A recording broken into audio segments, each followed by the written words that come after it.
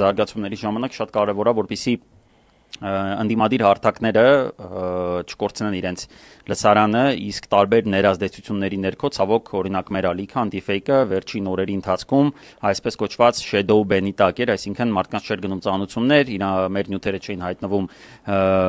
ռեկոմենդացիաներում եւ ինչը ազդել էր դիտումների վրա, բայց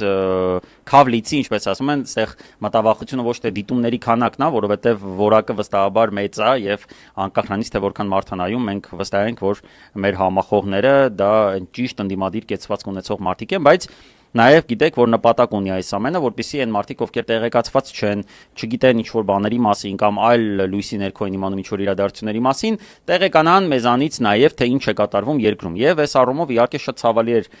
տեսնել, թե այսքան ես 2.5 տարվա մեր աշխատանքի